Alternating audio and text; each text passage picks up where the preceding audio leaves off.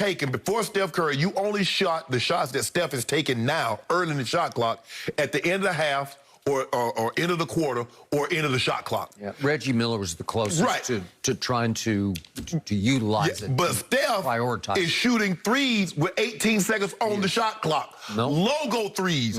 I mean, Skip, he shot a shot the other two or three nights ago, a half-court shot that was contested and made it. So he's revolutionized the game, but he'll try anything, anywhere. Mahomes will try any throw, anywhere on the field. Rolling left, like, no, don't throw the ball back across your body to the middle of the field, Patrick. Okay, good shot, good pass. No, you can't retreat 15 yards and throw the ball 25 yards down the field. Man, that was a hell of a pass. You see that?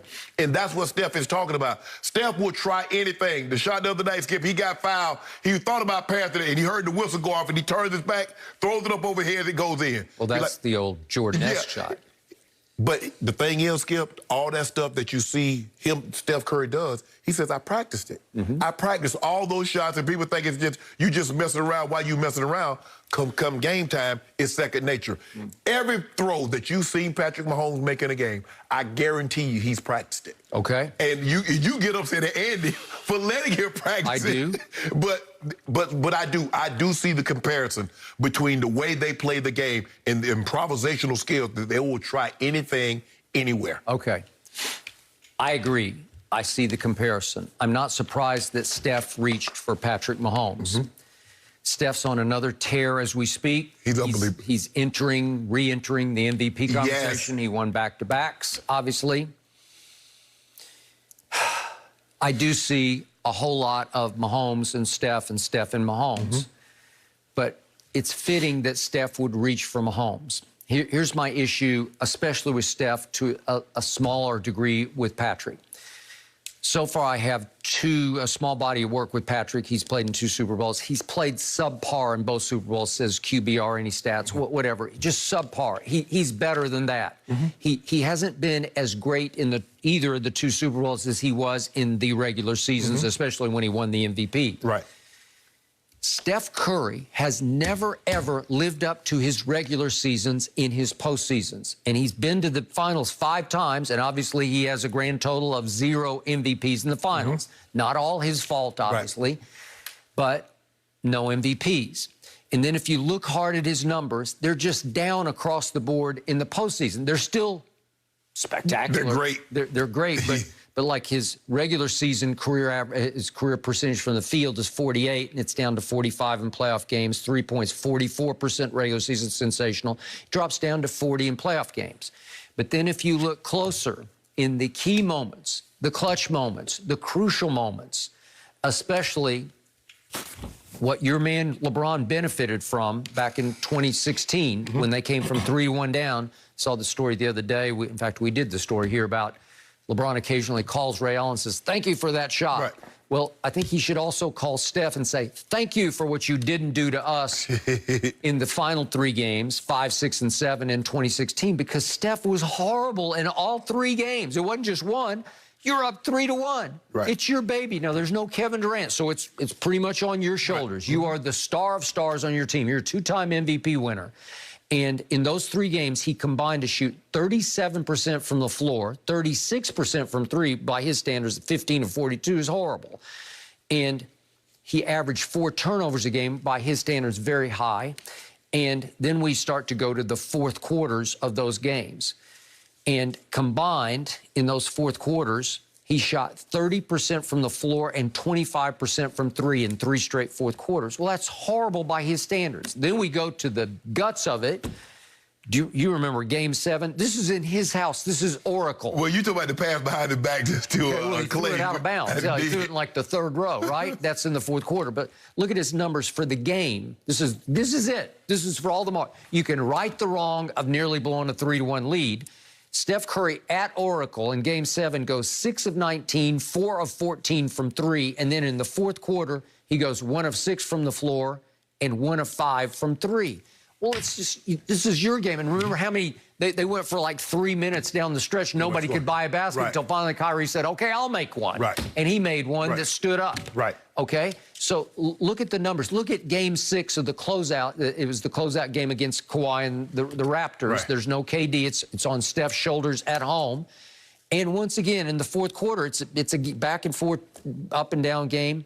He shoots 1 of 6 from the floor and 0 of 4 from 3 in the fourth quarter. This is to at least get you back where Game you get a Game 7 at Toronto, okay? He probably not winning that game because Clay had gone down. Remember, Clay tears his knee up in Game 6. He did. Okay, so my point is, Steph has never really lived up to all this in the postseason. And I always say, well, the postseason's it. Your legacy is made in the postseason. Right. Well, Skip, if you look at the last two the finals that he won with KD, he was exceptional. But KD was just on another planet. KD averaging 35, but Steph Curry averaged like 28, 29, 8 and 8. Right. So, and you can also, if you go back to the 2015 finals, Iggy won it because Iggy changed the course of the finals when in Game 4 at Cleveland, he was inserted into the starting lineup. Not only did he guard LeBron, but he scored 20 himself.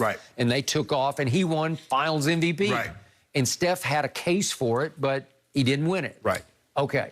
Skip, so if you look at it, both the champions, both the MVPs, both were first-round draft picks, but both have had their doubters. Because, man, he too little. He can't get that shot off. He can't hold up. They're going to bang him around, yada, yada, yada.